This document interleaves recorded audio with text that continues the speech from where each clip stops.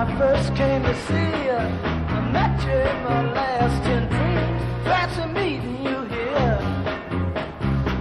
Fancy meeting you here. Okay, I'm talking to Kathy Knight-McConnell in New York, now on the telephone. Hello, Kathy, and happy birthday for your birthday today. How are you? Oh, fine, Martin. Thank you for having me on. It's a beautiful day today. It's a great honor to have you on the phone, Kathy, and to speak with you about the coming release of something that you've been working very hard on, very thorough, which is a book called Curtis Knight. Living in the Shadow of Jimi Hendrix. Living in the Shadow of Jimi Hendrix. That's the full title. Yes, published by, you can tell us the publisher right up front, so if people listening, they can look it up on the internet, Amazon, and wherever they can find a copy. Well, it's published by Publish America at publishamerica.com.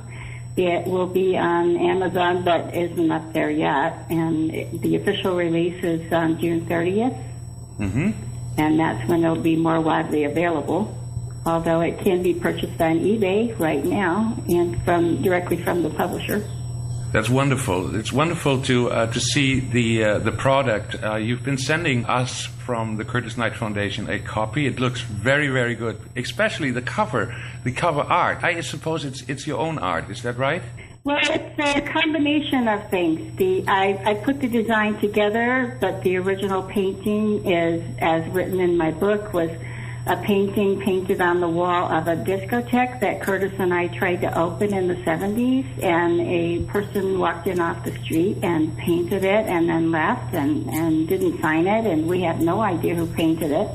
But it was a beautiful picture of Jimi Hendrix, very ethereal, and it gave kind of that supernatural look to it, so I added that with a photo of Curtis and built in the blues and the black colors around it, and my publisher added the lettering.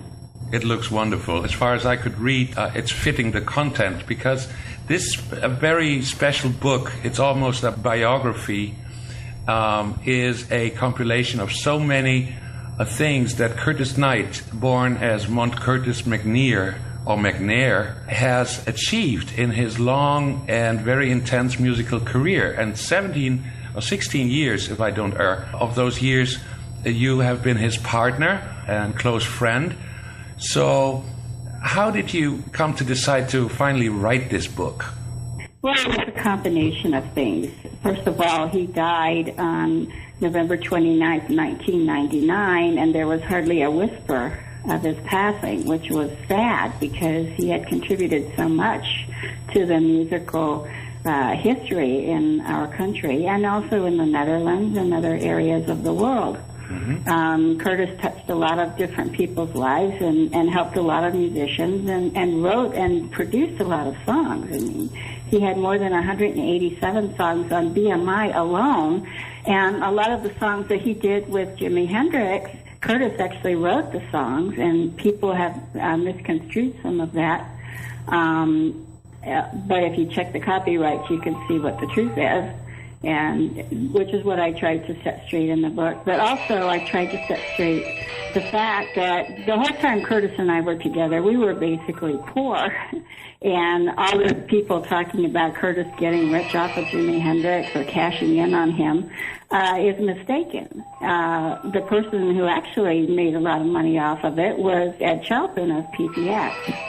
You know, Curtis gave up all of his copyrights, of the Jimi Hendrix copyrights, to Ed Chalpin. So he didn't actually make the money from that. He got some BMI royalties and small payments here and there, but nowhere near the kind of money people think he made.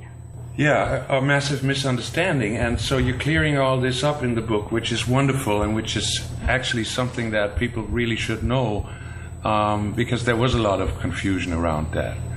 Yes, it's true. Yeah. And also I was encouraged by a lot of people to do it because I had more information about him that could be put into a book than basically most people who knew him.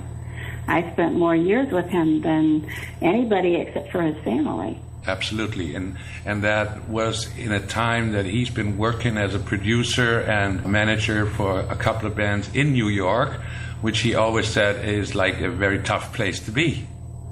Oh, yes.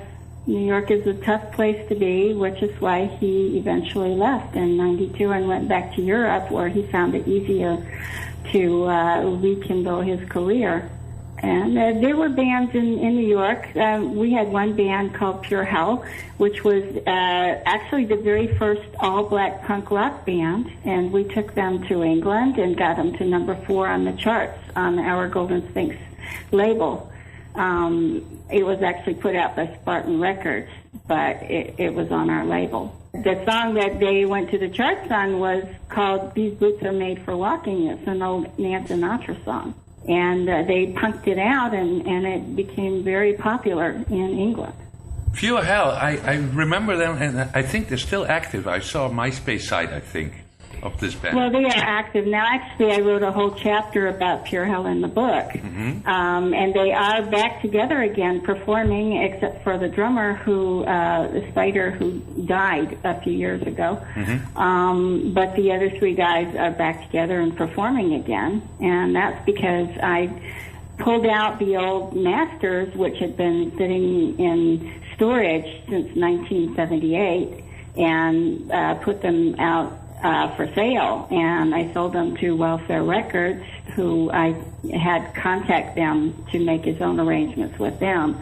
And he put out a CD with a DVD in it, which were from the masters and other items that I sold to him. And they pulled themselves back together again. But that album is called Noise Addiction, and it was put out on CD, DVD, and also on vinyl. And that was just a couple of years ago.